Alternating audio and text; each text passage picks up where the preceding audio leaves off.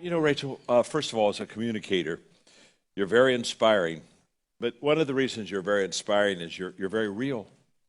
What you shared with us is not a secret. Exactly. Pretty much what she said, all of us already knew. Is that not true? Absolutely. So what inspired us? Was it what she said? No, it's what she did. Now catch this. It's what she did. What she said was good, but what she said was really good because she had done it. In other words, we want to back up all of your connections and communications with your actions. And so the credibility isn't the teaching, the credibility is the living. But when the living is good, the teaching gets better. And there are a whole bunch of people that are trying to give people something they don't have. And we teach what we know, but we reproduce who we are. And so, Rachel, it was terrific, and I'm so excited, and we're going to have this, and we're going to have some time a little bit later to even get better acquainted, but you really did a great job. So let's talk about growth. Okay. Yes. What is of all of you've done a lot of growing, it's obvious. What would you be maybe most proud of as far as your growth accomplishment, an area where you just really say, wow, I really grew in that area? So I think the area that I have struggled the most as an adult and that I'm most proud of is growing as a mom, at which you have to understand, this sounds really obnoxious, but I'm good at work. I'm good. I can go in a room, I can run a team, I can do a meeting, I can scale a business, and then I would go home, and it was really hard at home. Meaning, anyone ever had a toddler at home? Anyone ever stayed at work a little bit longer because that was easier than dealing with the toddlers who are at home? Be honest. That was me. And so I really struggled, and I felt so much shame about that because I thought, as a woman, I feel like I'm supposed to just feel natural at this, and I didn't feel natural at it. And I managed that season of my life by drinking. I drank way too much to try and make myself feel calmer and to try and show up for everybody, and it led to massive anxiety. And it really was, my personal growth journey started on the business side of things. Like, I wanted to know how to grow my business, and so I started teaching myself these lessons. And then when I was in this really hard season with these 2 young kids and drinking and having anxiety attacks every day, I thought, I wonder if I could apply the way that I've approached learning about business to the way that I approach learning about taking care of myself and showing up for my family in the way that I wish that I could. And I did, and it took years, but I'm so proud, more than anything that I've done, I'm proud of the relationship that I have in my marriage and with my children, because that doesn't come as easy to me as this does.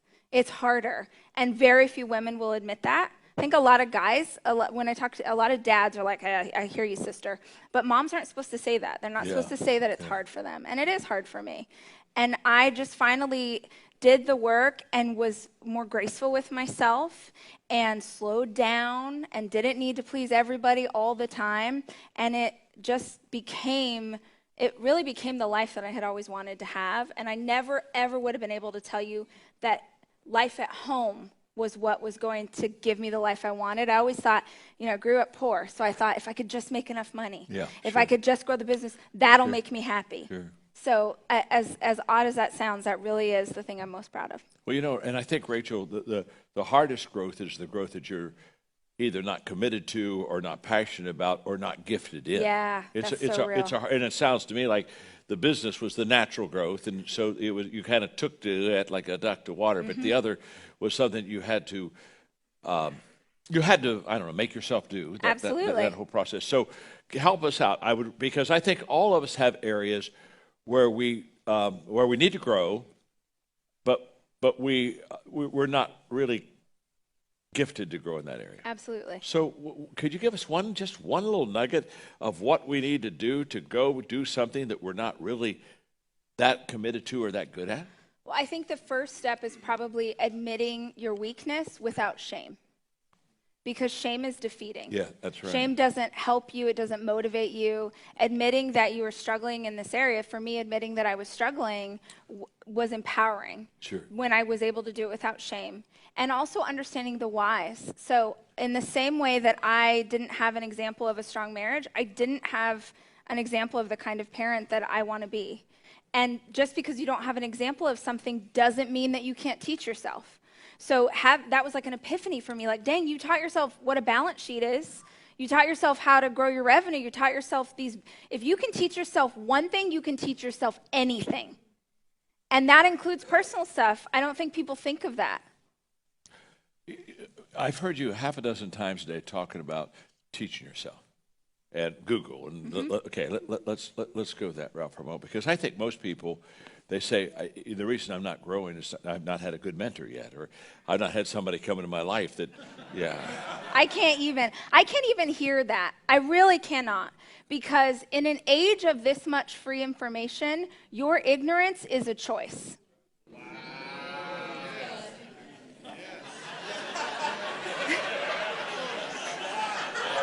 I can't hear that. I cannot. My style of teaching, it's a thing that I get picked on for most, is, there's been pieces written in papers and things about how dangerous my message is. My message that anyone can do anything. That's my message. They're like, this is so dangerous. Because what about the people who have these circumstances? What about the people who come from these places? And I'm like, there are too many examples of people who have fought their way out of that adversity for you to keep holding on to that excuse. That's right. No, it's very true.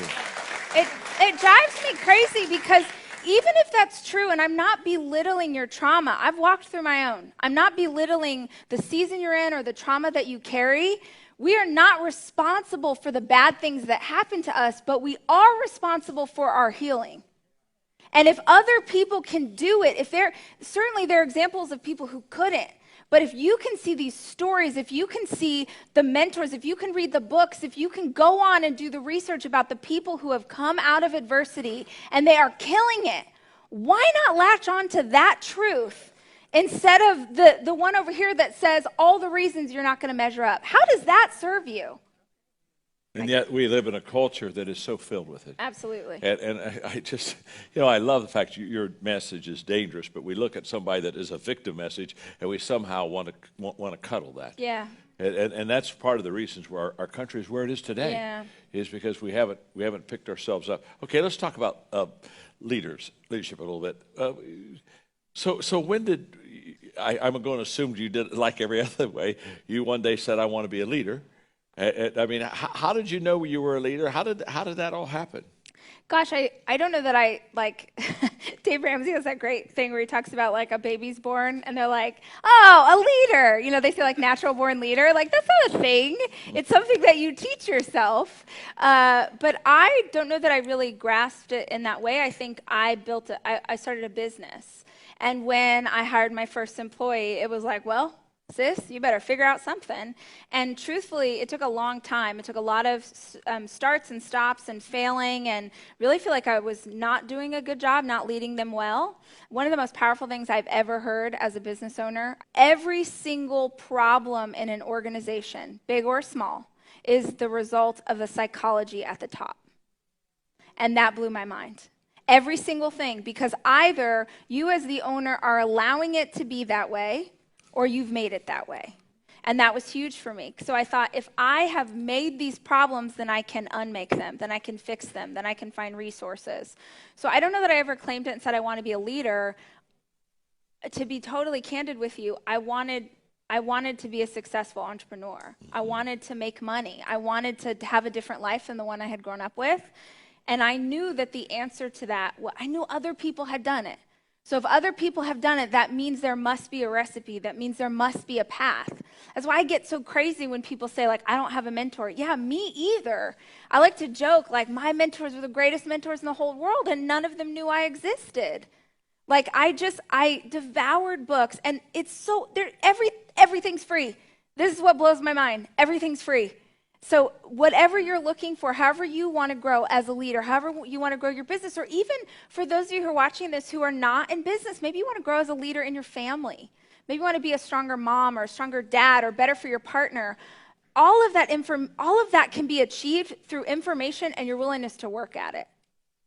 So you're very much into self-taught. I mean, growing yourself, don't wait for somebody to make your day, make your own day, that whole process.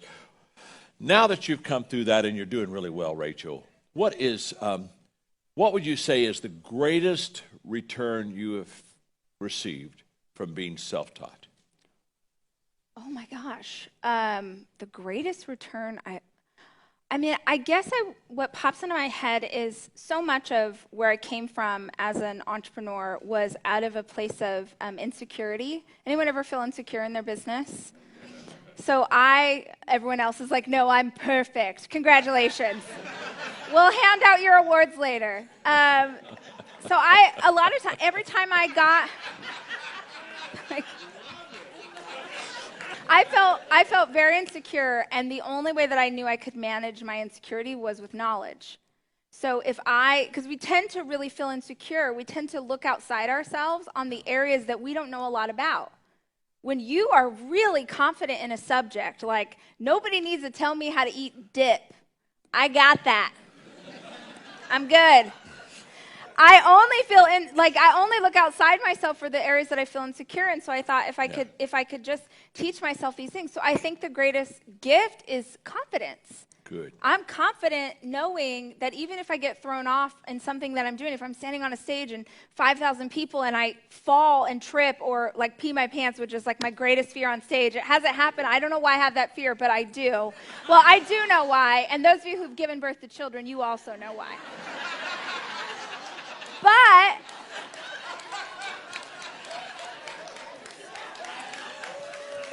real talk.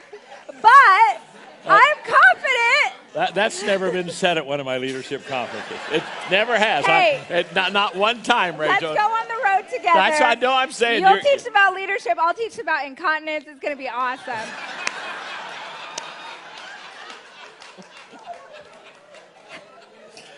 Okay, let me. Okay, what?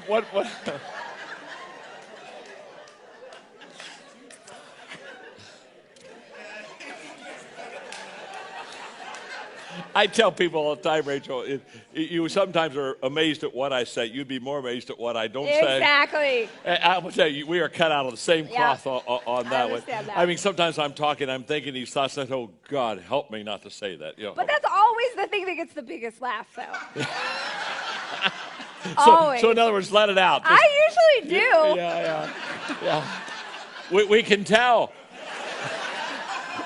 We can tell. So, one last question quickly. How do you add value to people? Just one way. Just one way to add value to people. Because, again, I tell people all the time, if you're adding value to people every day, you are becoming very valuable. I think for those of you who are in industries where you're coaching or doing anything where you're trying to teach a community of people, I show up. And if you are in my online community, you know that's real. I show up 5 days a week. My husband and I do a live stream every single morning, 5 days a week for years. We show up. We're on social media. We're encouraging you. I travel all around the world. I will sit at a book signing for 6 hours. I show up for my community. What you are seeing now, the success that you are seeing now in my career is the result of a decade of showing up for this community. Beautiful. And I love that. I love that. I love you. I love what your heart says. I love what you have shared with us, and you have been a big, big blessing to all of us. Wait. Hold on. I know. Just wait. I have to say it. Wait, this is important. No, because I don't know how many times in my life I'm going to get an opportunity like this. And I know that for those of you who are in the audience who this man has meant something to you in your careers, this would be a big deal. It's very rare that you get to sit with your hero. It's very rare that I know I've heard you on stage over the years, and I've read in books that your mission in life is to equip other leaders, and you need to know that I am where I am because of your teachings. I have learned so much from you for so long, and this is a highlight of my year. This is a big deal. So thank you so much for sharing your stage with me.